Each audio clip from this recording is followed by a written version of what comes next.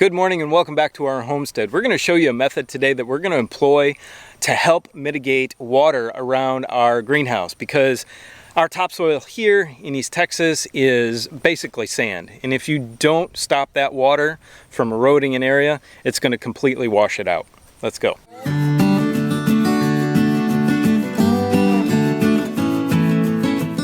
So if you didn't see in a previous video, we have this corner here on the greenhouse, and before we got the plastic on the top, it washed everything out horribly. So we're a good 6 inches down in the corner from level, and we have to fill in an entire spot on the inside of the greenhouse right here to get it level. But we need to get that water away from it. Now it helps that we got the plastic up, but there's still a lot of water coming down off of the top of the greenhouse and onto the sides. So we are going to use a gutter system on the baseboards. Now, it was suggested to me to put it on the hips, and that would work actually pretty good too, because you've got this bump out of the wiggle wire channel here.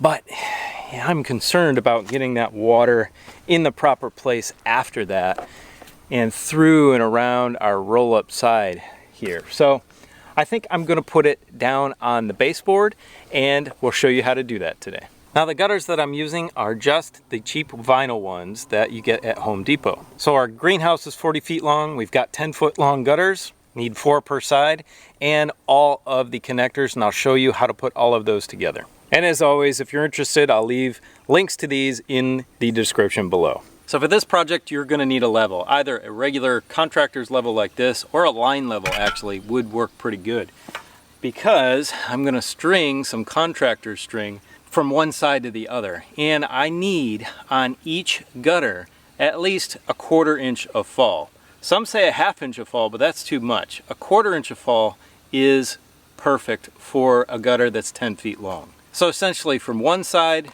all the way to the other on 4 10-foot sections, I'm going to be an inch lower at the other side. So each gutter system might have a little bit different bracket, but this is the bracket that they have for this one that will connect to the baseboard. You're going to need a drill driver and some exterior screws to put that in through this hole here at the top. And these are pretty easy to use.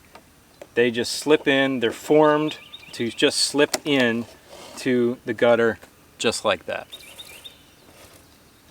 So each gutter system will also have an end cap, and you need actually just one end cap. We're going to leave the other end open to drain, and I'll show you how we do that on the end. But this one comes with a little rubber or foam gasket.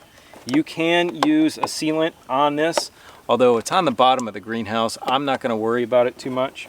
If these were on your house, obviously that would be a different story, but we're just going to pop on our end cap. That's pretty easy too. And then of course you're going to need a connector that goes between both sections. Get as many connectors as you need for as many gutters as you buy. Those connectors usually come like this, which is a 2-part piece. This one will slip under the bottom of both sections, and then this one will click in and smash them together essentially with this foam gasket. So what I did on this end was put one of the clips or holders in with one of my screws and tied my contractor string to it. I put it at the highest possible point on this baseboard right here. Let me show you what we did on the other side. So now I'm on the other end of the greenhouse, and you can see my line level is level. And you can see the screw here is about 1.5 inches below the top of the baseboard. That's level in my case. So from here, I'm going to actually need to measure another inch down, and that's where I'm going to put the next clip, or the last clip, to hold the end of our gutter. So I found that the easiest way to do this is to actually connect the entire thing. Put in your brackets, put in your connectors and everything. You've got your string line sitting there on the proper slope. So if you have all of your gutter together, then you can just screw in those brackets right at your string line, and then you've got your perfect slope down to the end.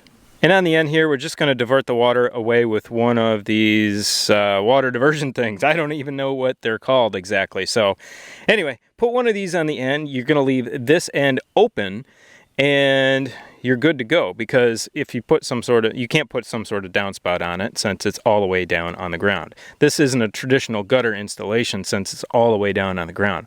But we're going to have the water coming off the top and coming down into our gutter right here. So I know what you're going to say, all that water coming off the top of the greenhouse is going to miss the gutter. Well, yes, if your roll-up sides are up.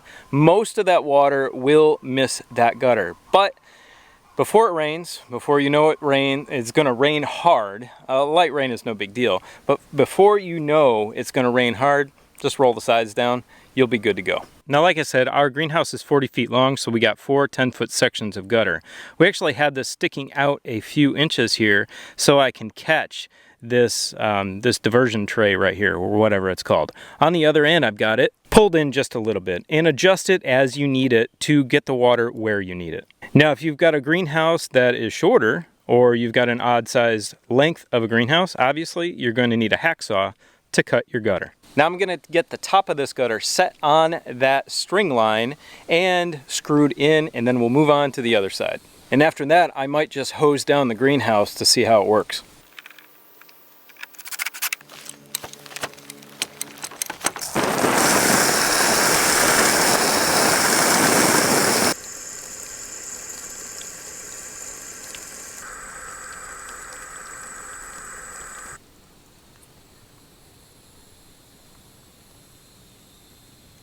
One other thing you might want to look at is actually reverse rolling your roll-up side. Now, this is the way the directions of the greenhouse have it set up, where it wraps underneath the bottom roll-up bar and over the top. But as you can see, the water's coming down and just sitting in there like that. So I think I'm going to reverse it. So put it over the outside and come up like that, clamp it underneath, and we will see how that works, because all of the water that's coming down over the side isn't kind of really splashing over this top and falling in the gutter.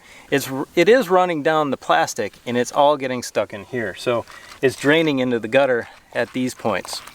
I think that might be a great change for the greenhouse. Well, that's all there is to it. It's really a simple project to help your greenhouse stay put and to help the foundation stay solid. So these vinyl gutters can be fairly thin. Well, they're cheap.